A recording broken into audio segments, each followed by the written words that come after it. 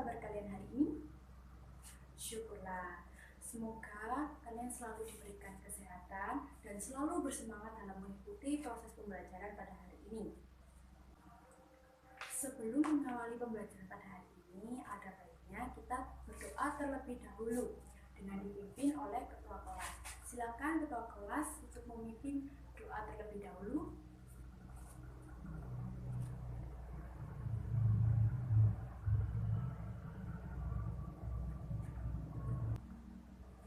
Nah, selanjutnya yaitu kita menyanyikan lagu Indonesia Raya terlebih dahulu.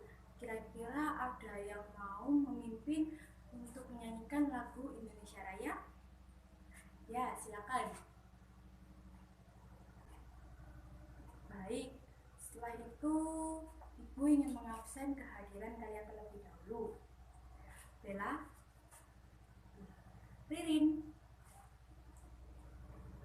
Rio, Fatma, Yogi, Farhan,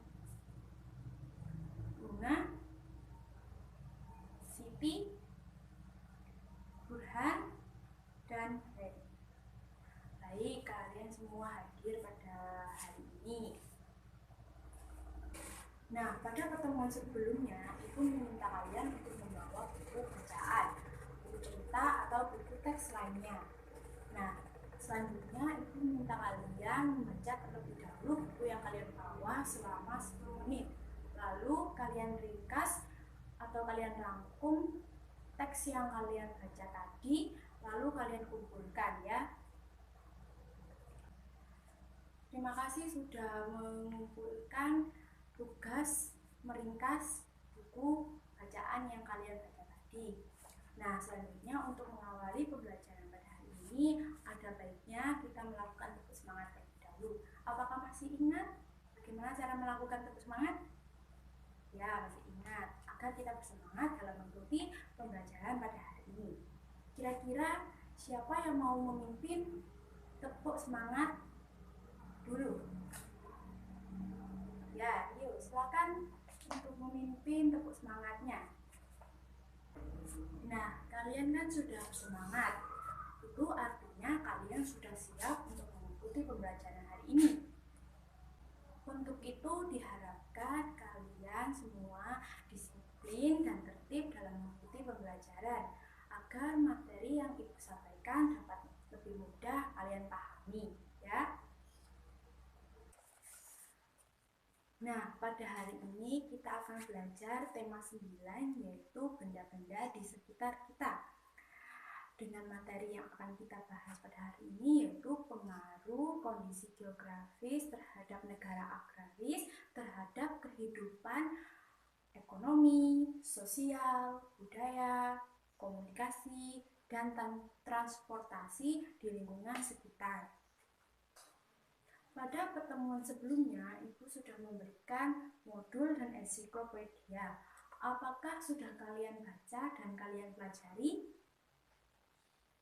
Jika belum kalian pelajari dan belum kalian baca, Ibu beri kesempatan untuk membaca terlebih dahulu ensiklopedia dan modulnya selama 15 menit. Silakan dibaca terlebih dahulu. Setelah kalian membaca ensiklopedia dan modulnya, Ibu ingin bertanya, apa itu negara agraris dan mengapa Indonesia disebut sebagai negara agraris? Kira-kira, apakah ada yang bisa menjawab pertanyaan dari Ibu? Rio? Fatma? Jika tidak ada yang menjawab, akan Ibu jelaskan terlebih dahulu ya. Jadi, Indonesia berada di garis khatulistiwa, yaitu garis imajiner berada di tengah-tengah belahan bumi dan membagi bumi secara horizontal. Indonesia terletak di garis khatulistiwa, sehingga Indonesia memiliki 2 musim, yaitu musim kemarau dan musim hujan. Maka dari itu, Indonesia sering dikenal dengan negara yang subur. Tanah yang subur tadi di negara Indonesia dimanfaatkan oleh masyarakat untuk bercocok tanam dalam memenuhi kehidupan sehari-hari. Sehingga mengapa Indonesia disebut sebagai negara agraris? Karena sebagian besar penduduknya mempunyai pencaharian di bidang pertanian dan perkebunan. Jadi, apa itu negara agraris? Negara agraris adalah negara yang sebagian besar penduduknya bermata pencaharian sebagai petani. Nah, dari sini apakah kalian sudah paham mengenai apa itu negara agraris dan mengapa Indonesia disebut sebagai negara agraris? Nah, jika sudah paham dan tidak ada yang ingin ditanyakan, maka Ibu akan menampilkan sebuah video pembelajaran mengenai pengaruh kondisi geografis terhadap kehidupan ekonomi, sosial, budaya, komunikasi, serta transportasi di lingkungan sekitar. Silakan kalian amati video yang akan Ibu tampilkan dan kalian pahami ya. Silakan diamati. Pengaruh kondisi geografis Indonesia sebagai negara agraris terhadap kehidupan ekonomi, sosial, budaya, dan transportasi. Pengaruh kondisi geografis di Indonesia terhadap ekonomi masyarakat. Yang pertama yaitu Indonesia mempunyai sumber daya alam daratan yang melimpah, baik hayati dan non-hayati. Yang kedua, penduduk mempunyai mata pencaharian sebagai petani. Yang ketiga, wisata di daratan yang menakjubkan banyak mendatangkan pengunjung. Yang keempat, wisata di daratan Indonesia banyak diminati oleh penduduk dalam negeri maupun luar negeri. Ini adalah contoh sumber daya alam hayati, padi, jagung, buah, dan sayuran, yang merupakan hasil dari pertanian dan perkebunan. Nah, ini adalah contoh sumber daya alam non-hayati, yang merupakan bahan-bahan hasil pertambangan. Selanjutnya, penduduk dengan mata pencahariannya. Yang pertama yaitu sebagai petani di bidang pertanian, dapat juga sebagai petani teh di bidang perkebunan, dan sebagai petani sayuran dan buah-buahan di bidang perkebunan. Nah, ini adalah contoh wisata di daratan yang sering dikunjungi wisatawan, yaitu gunung, taman, dan kebun binatang. Selanjutnya yaitu wisata daratan yang diminati hingga dapat membantu sektor perekonomian di Indonesia, yaitu perhotelan dan penginapan, penjual souvenir, layanan transportasi, tour guide, penyewaan, dan wisata kuliner yang sering diminati oleh wisatawan baik dalam negeri maupun luar negeri. Selanjutnya yaitu pengaruh kondisi geografis di Indonesia terhadap sosial masyarakat. Yang pertama, dirubahnya wilayah pertanian menjadi pembangunan pemukiman dan industri, sehingga lingkungan pedesaan berubah menjadi lingkup perkotaan yang mengakibatkan mata pencarian yang awalnya sebagai petani menjadi pedagang, sopir, maupun pegawai. Yang kedua yaitu komunikasi dan interaksi menjadi lebih mudah. Dan yang ketiga, terjadinya perubahan perilaku masyarakat karena masuknya pengaruh baru di dalam masyarakat, serta terjadinya perpindahan ilmu pengetahuan dan teknologi. Selanjutnya yaitu pengaruh kondisi geografis di Indonesia terhadap budaya masyarakat. Yang pertama yaitu kebudayaan Indonesia semakin dikenal dunia karena ramainya perdagangan dan pariwisata yang ada di Indonesia. Yang kedua, timbulnya beraneka ragam kebudayaan dan adat akibat pengaruh dari luar. Yang ketiga, tontonan dan adegan kurang pantas dari film yang membawa pengaruh buruk bagi bangsa Indonesia, seperti drama Korea tersebut. Nah, ini adalah contoh salah satu budaya yang ada di Indonesia. Mudahnya pengaruh luar masuk ke Indonesia seperti pengaruh dalam tarian.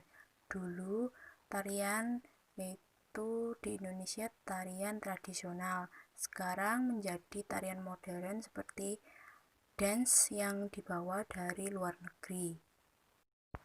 Nah, yang selanjutnya yaitu pengaruh kondisi geografis di Indonesia terhadap transportasi masyarakat. Yang pertama yaitu berbagai mode transportasi darat, udara, dan laut semakin berkembang dan juga beraneka ragam. Yang kedua, peningkatan pembangunan prasarana transportasi seperti stasiun kereta untuk kereta api dan terminal untuk singgah bus. Dan yang ketiga, pengembangan industri bus dan kereta akan semakin maju dan berkembang. Dari adanya perkembangan ini dapat memudahkan masyarakat dalam bertransportasi kemana saja.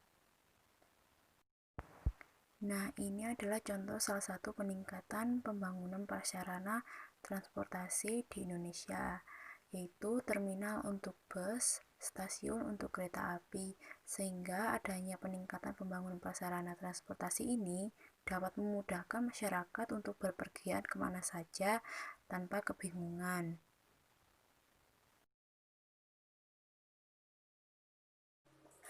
Nah, itu tadi video pembelajaran yang dapat Ibu tampilkan. Nah, setelah itu Ibu akan membagi kalian menjadi 2 kelompok besar, di mana dalam satu kelompok terdiri dari 5 orang. Nah, tugas kalian nanti dalam satu kelompok yaitu berdiskusi mengenai apa saja pengaruh kondisi geografis terhadap negara agraris terhadap kehidupan ekonomi, sosial, budaya, komunikasi, dan transportasi di lingkungan sekitar. Setelah kalian berdiskusi, nanti kalian presentasikan per kelompok, ya. Nah, diskusi telah selesai. Silakan kelompok 1 untuk mempresentasikan hasil diskusinya terlebih dahulu. Silakan. Nah, beri tepuk tangan untuk kelompok 1. Selanjutnya, silakan kelompok 2 untuk mempresentasikan hasil diskusinya. Nah, itu tadi presentasi dari kelompok 2. Beri tepuk tangan juga dong. Nah, dari materi-materi yang sudah Ibu berikan tadi, kira-kira apakah ada yang ingin bertanya lagi? Jika tidak ada yang ingin ditanyakan, silakan kalian kerjakan tugas-tugas yang ada pada buku modul yang sudah Ibu berikan. Setelah kalian mengerjakan tugas-tugas pada buku modul, Ibu akan memberikan soal kuis tentang materi pengaruh kondisi geografis terhadap negara agraris terhadap kehidupan ekonomi, sosial, budaya, komunikasi, dan transportasi di lingkungan sekitar melalui classroom yang harus kalian jawab. Jadi diharapkan kalian semua wajib mengerjakan kuis-kuis yang sudah Ibu berikan. Nah, pembelajaran pada hari ini sudah cukup. Kira-kira apa yang kalian dapat simpulkan dari pembelajaran yang kita lalui tadi? Kira-kira apakah ada yang bisa menyimpulkan kesimpulan yang kalian dapat dalam pembelajaran tadi? Gimana? Apakah ada yang bisa menjawab? Bisa memberikan kesimpulan dari pembelajaran pada hari ini? Malu? Baik, kalau seperti itu. Jadi, kesimpulan yang bisa kita dapatkan dari materi yang sudah kita lalui tadi yaitu negara Indonesia disebut sebagai negara agraris karena negara Indonesia memiliki tanah yang subur dan bermata pencaharian sebagai petani di bidang pertanian dan perkebunan, sehingga hasil pertanian tadi itu sangat mempengaruhi di bidang ekonomi, sosial, budaya, komunikasi, dan transportasi di lingkungan sekitar. Jadi itu kesimpulan yang dapat kita dapatkan dari materi yang sudah kita bahas tadi. Nah, sekarang Ibu ingin bertanya, bagaimana proses pembelajaran pada hari ini? Apakah kira-kira kalian sudah mulai memahami apa itu negara agraris dan pengaruh-pengaruhnya di bidang ekonomi, sosial, budaya, komunikasi, dan transportasi? Baik, kalau sudah paham. Terima kasih untuk kalian yang sudah tertib dan disiplin dalam mengikuti pembelajaran pada hari ini. Jadi, beri tepuk tangan untuk kalian semua. Demikian pembelajaran pada hari ini. Semoga ilmu-ilmu yang kalian dapat tadi bermanfaat bagi kita semua. Untuk mengakhiri pertemuan hari ini, silakan ketua kelas untuk memimpin doa terlebih dahulu. Silakan ketua kelas.